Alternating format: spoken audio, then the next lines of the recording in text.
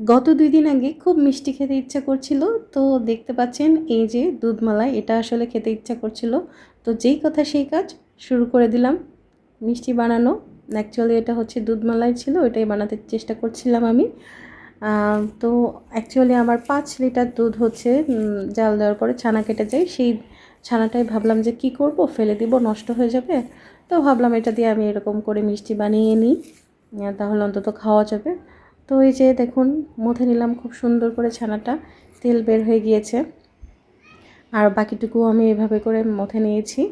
তো অনেকগুলো মিষ্টি হয় এখান থেকে, প্রায় 36টা মিষ্টি হয়েছিল। এই দেখুন কি সুন্দর স্পঞ্জি হচ্ছে। তো এই যে আমি গোল গোল শেপ করে নিচ্ছিলাম মিষ্টির শেপগুলো একে একে। কিন্তু দুর্ভাগ্যবশত যেন কী ঘটেছিল আমার সাথে সেটা দেখতে থাকুন। তার জন্য আপনাকে সম্পূর্ণ ভিডিওটি দেখতে হবে, না দেখলে বুঝবেন না, মিস করবেন। এই যে আমার মিষ্টি বানানো কমপ্লিট। কি সুন্দর লাগছে মিষ্টিগুলো দেখতে, মনে হচ্ছে এখনই খাওয়া যাবে, কিন্তু না, এখনও বাকি আছে। তো এদিকে আমি শিরা তৈরি করে নিচ্ছিলাম চিনি দিয়ে। চিনির শিরা, এই যে 1.5 কাপ পরিমাণ চিনি দিয়ে আমি একটা শিরা বানিয়ে নিই। মাঝে আমি কিছু হচ্ছে দারুচিনির টুকরা আর হচ্ছে 2টা এলাচ, বেশি না, জাস্ট একটু ঘ্রাণ আসার জন্য, ফ্লেভারের জন্য দিয়েছিলাম। পরে এটা উঠিয়ে নিই।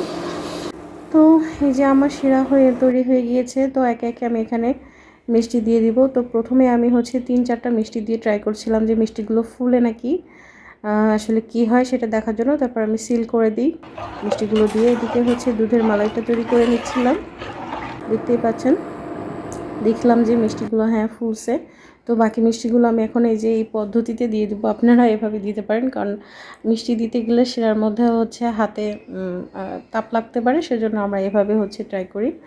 তো ভালোই একটা পদ্ধতি, এভাবে দিলে হাতে লাগবে না। তো এই যে আমার মিষ্টিগুলো খুব সুন্দরভাবে হয়ে গেছে, আমি এখানে সিল করে দিয়েছি। এদিকে আমার দুধের মালাইটাও ঘন হয়ে আসছে। এই যে আমার মিষ্টি ফাইনালি, দেখতেই পাচ্ছেন কি ঘটেছিল। সেটা হচ্ছে আমার মিষ্টিগুলো অতিরিক্ত তাপের কারণে আমি আসলে গরম দুধের মধ্যে, দুধের যে মালাইটা ফুটতেছিল গরম, তার মধ্যে দিয়ে দিই, যার কারণে আমার মিষ্টির শেপগুলো নষ্ট হয়ে যায়। কিন্তু স্বাদ আসলে মানে মাশাআল্লাহ অনেক সুন্দর স্বাদ হয়েছিল, যেটা আপনারা দেখলেই বুঝতে পারছেন, স্বাদটা অসাধারণ ছিল।